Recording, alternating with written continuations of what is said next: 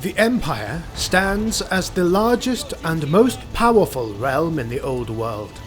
It is a reflection of human resilience and ingenuity in a world of constant peril and wonder. Its vast lands and provinces are as diverse as they are rich in history and culture. This grand expanse is a mosaic of landscapes, each with its own unique challenges and secrets. What follows is a collection of works by yours truly, Dr. Stefan Hoffman from the University of Nuln. In this episode, we will continue our travels through the lands and provinces of the Empire. I am accompanied by my friend Wilhelm Adler, who is on a quest of great personal urgency. Wilhelm's sister, residing in the heart of Talabecland's capital, Talabheim, has fallen victim to a mysterious and ravaging illness. Our journey is not solely driven by the quest for healing, no. As we traverse the rich landscapes of Talabecland, we also immerse ourselves in the province's deep cultural tapestry and its pivotal role within the Empire. From the dense whispering woods of the Great Forest to the bustling streets of Talabheim.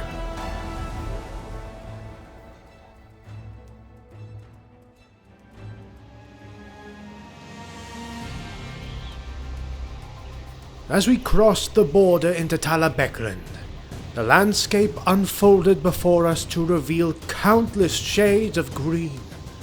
I had never been to this place before, and I was amused and convinced that the forest had more than earned its name, the Great Forest. The dense expanse of it stretched as far as the eye could see, its ancient trees standing tall.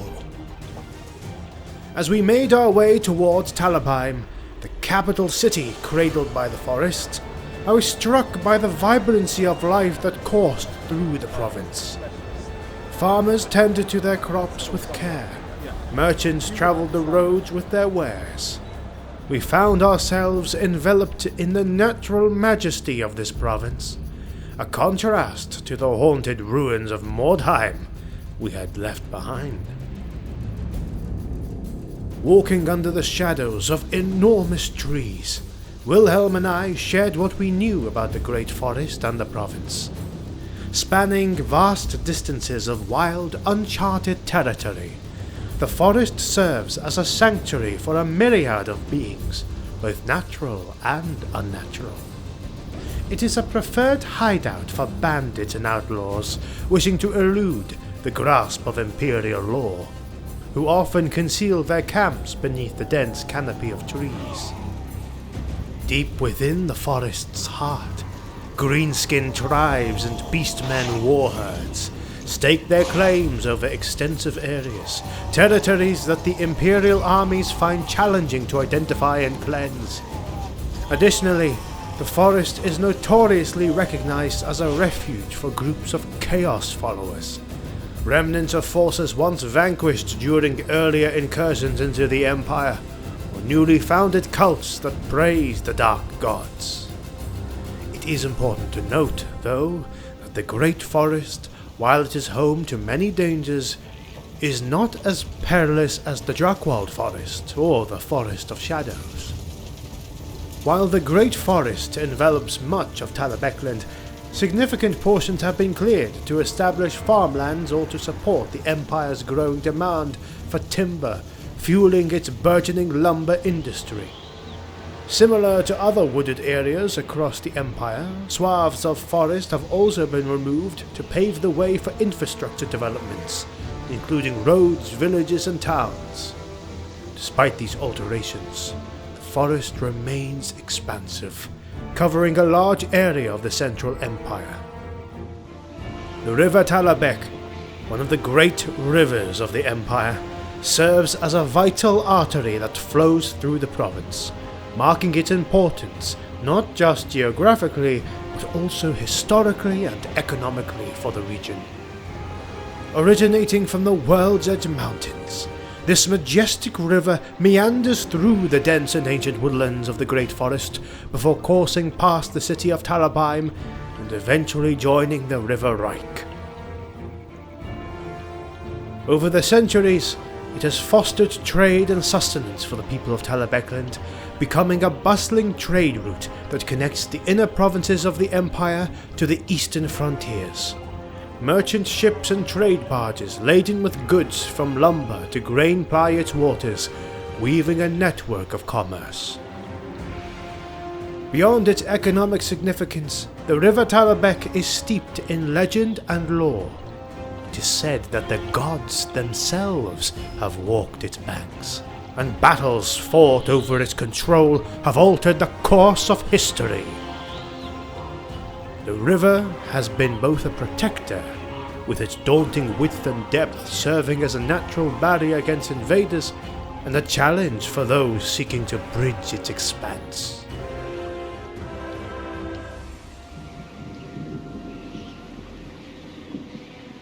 The River Talabec is the main artery that brings light to the heart of the great forest. For centuries, the woodsmen of Talabec have used the river to transport timber, charcoal, pelts and other goods out of the depths of the great woods. If you want to choke the people of this region, you need only to stop the flow of goods from the river.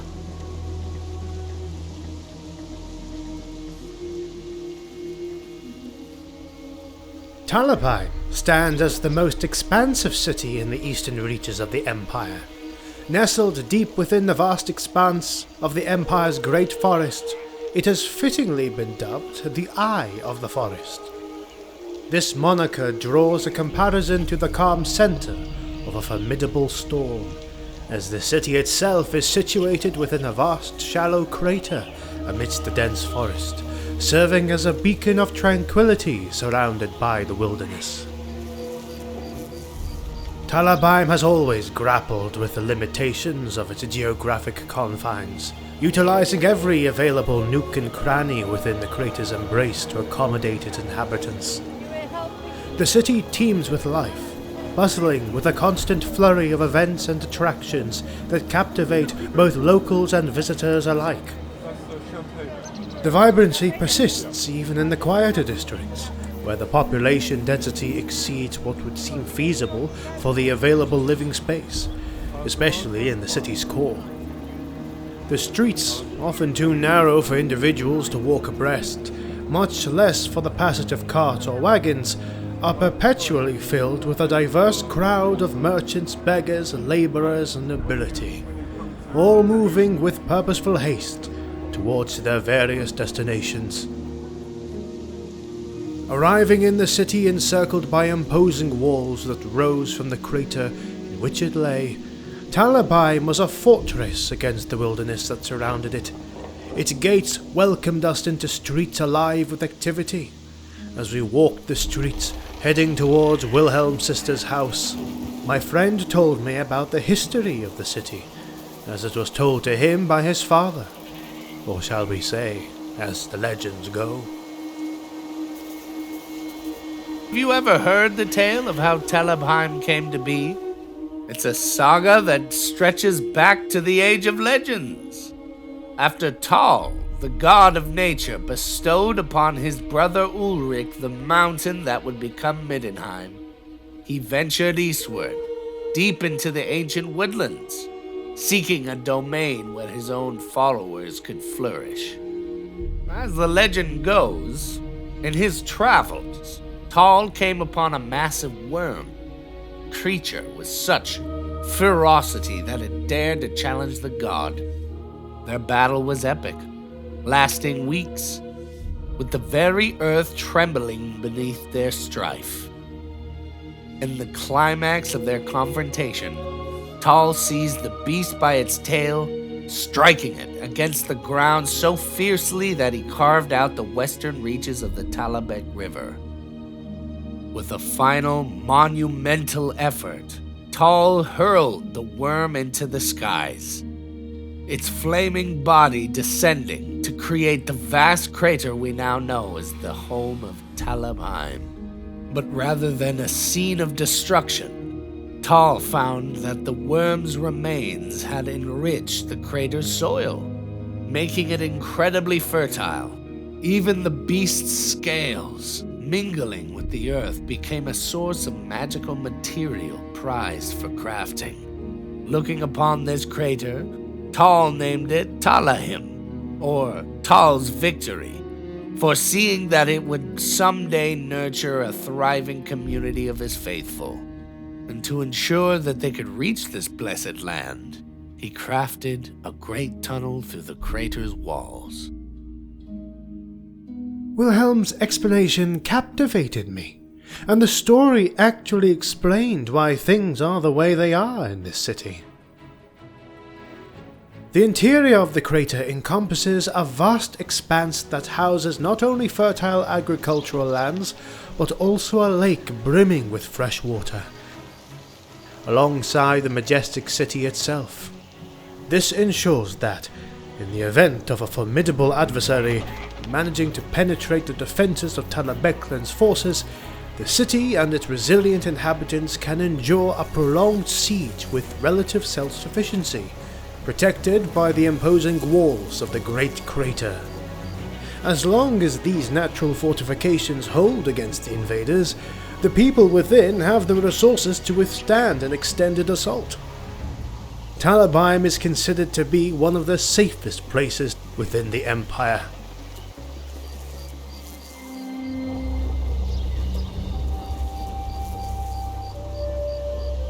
As Wilhelm and I made our way through the streets of this unique city, the hint of urgency between us was palpable.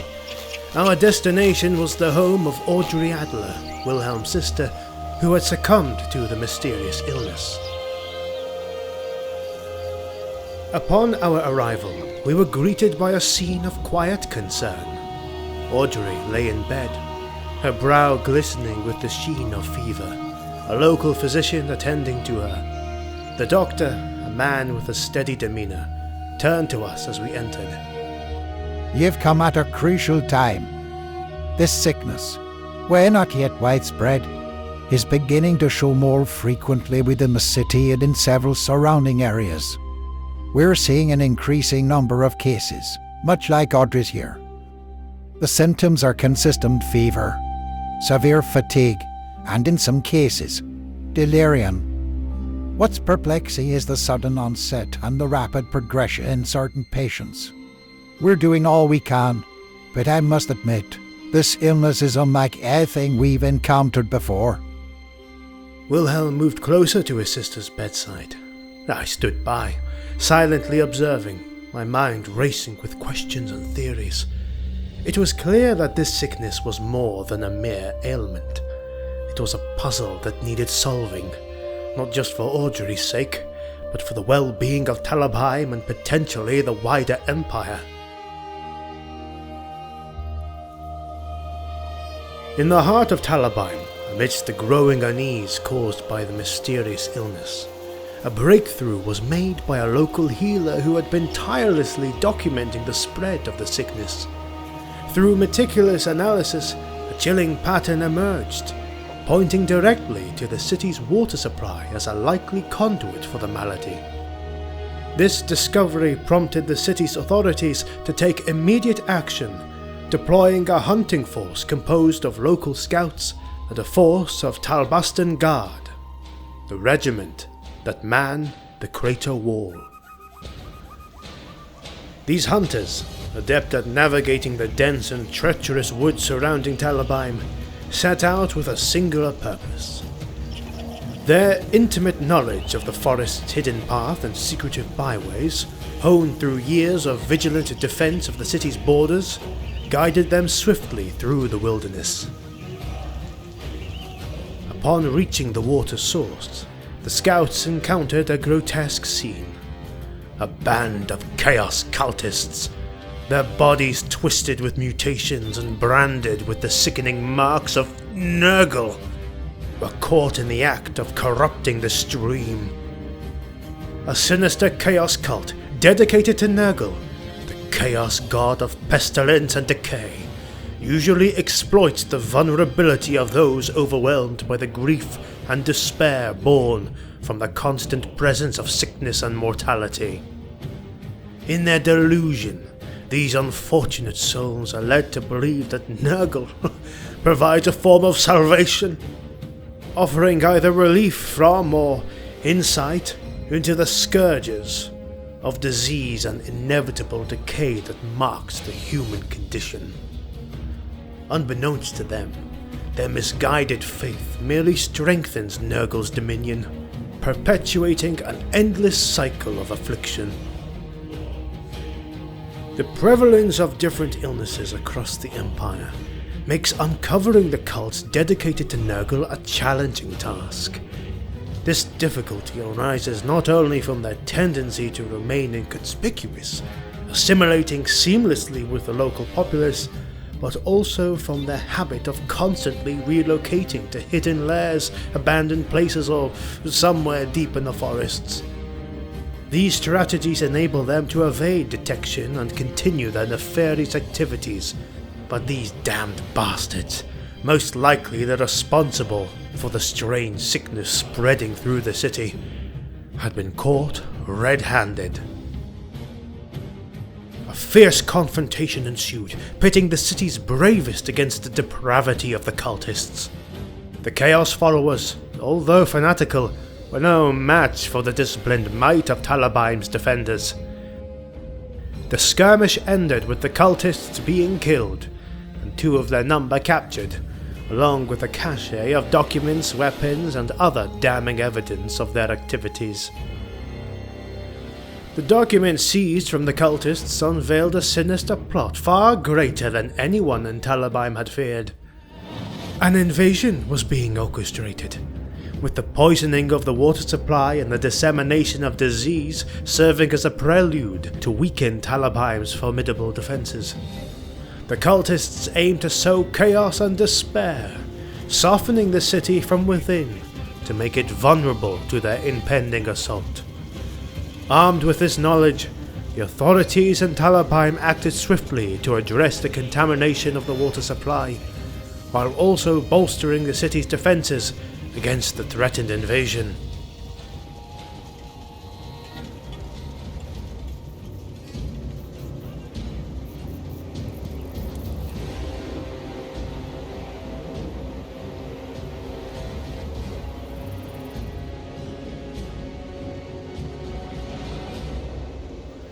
Through the process of strengthening the city's defenses, I was able to witness firsthand why Talabheim was said to be one of the safest places within the Empire.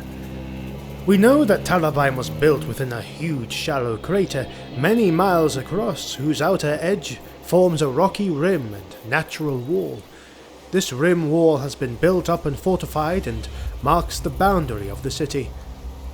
The Talabaston is a district within Talabheim that is mainly dedicated to the defences of the city. It stands as the pinnacle of Talabheim's defensive structures. Originating from the natural ramparts of the colossal crater, the rim of defences has undergone continuous reinforcement and enhancement over the centuries by the diligent efforts of the city's military forces. The relentless commitment to fortification has transformed it into an impregnable barrier. The smaller outposts dotting the perimeter of defences are colloquially known as lashes. Each lash is staffed by the dedicated garrison of 30 soldiers, and is armed with an array of nearly a dozen cannons and ballistas. While these positions are well equipped to harry opposing forces attempting to breach the perimeter from both outside and within, their primary role is to serve as an early detection system for any approaching threat to Talabheim. To communicate imminent dangers, these watchposts employ signal rockets, which are launched into the sky in a variety of colours and intensities. The defenders are trained to know what to do in response to each type of signal that is given. The unique combinations of these signals deliver crucial, real-time information to both the defenders and the inhabitants nestled within the protective embrace of the Talabaston, ensuring a swift and coordinated response to any threat. There's also the High Watch, a central fortress that controls the entry into the crater. The Wizard's Way, which is the only road leading to the interior of the crater. The Spirestras, which runs along the entire rim of the crater, connecting the watchposts with one another, and the municipal entry office, which acts as the customs office that controls who and what can enter the city. The formidable towers and fortifications encircling Talabheim's crater wall stand vigil, equipped with an impressive arsenal of formidable weaponry. Beyond the familiar silhouettes of great cannons and mortars, which already promise a deadly welcome to any would-be aggressors, there lie the innovative creations of the College of Engineers.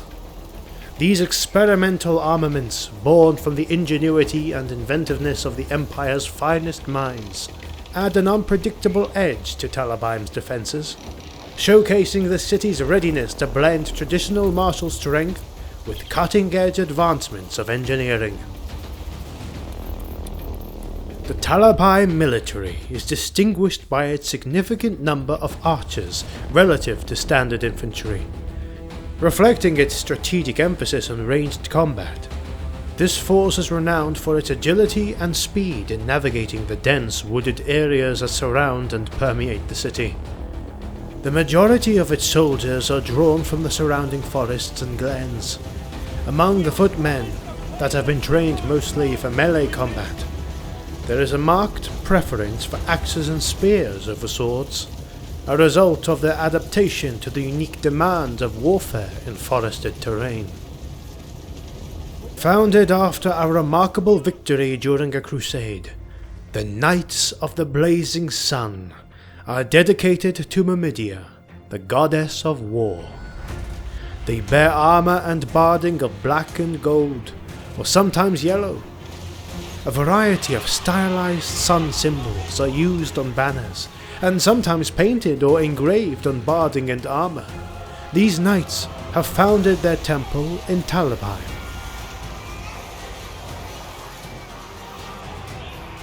The Knights of the Blazing Sun are a small elite order of Templars devoted to the study and mastery of the science and art of warfare. These knights value ability and accomplishment over all other factors, including noble birth. It is because of this that the order has grown in prosperity, attracting the finest military minds to its banner. A Knight of the Blazing Sun's primary goal is to obtain perfection in the art of war. As such, they travel the old world individually, seeking battle both large and small. All in all, the city of Talabheim stands strong against any invader who would dare to attack it. I was surprised by the many engineering inventions, deadly traps and strategies of defense they had at their disposal.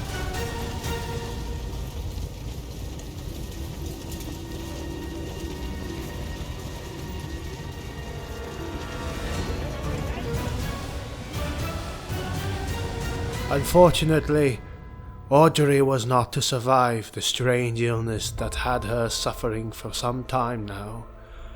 Before her untimely death, Audrey, in a moment of profound trust, confided in Wilhelm by giving him a sealed letter, entrusting him with its delivery to her beloved spouse who resided in the nearby province of Hochland.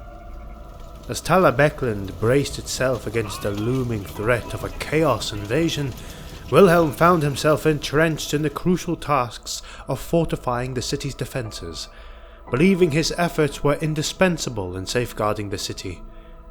He expressed a heartfelt reluctance to leave, feeling his talents and leadership were needed more than ever to orchestrate the defence against the encroaching darkness. Understanding Wilhelm's dilemma and the weight of the responsibility he bore, I, Dr. Stefan Hoffman, stepped forward. Moved by Audrey's final wish and the deep bond of friendship, I offered to undertake the journey in Wilhelm's stead. It was not just a matter of duty, but a profound obligation to honour Audrey's memory and fulfill her last request. This commitment set my path towards Hochland, a heavily wooded province bounded by the Middle Mountains to the northeast, and adjacent to the lands of Ostland, a province that lives in a state of near constant war. Join me as we journey onward, across the rolling hills and through the dense forests of Hochland, There, new discoveries await, the challenges of uncharted paths, and the tales of those who call these lands home. Each step brings us closer to understanding the resilience and valor that define the lands and provinces of the Empire. This is Dr. Stefan Hoffman, and this has been our journey so far.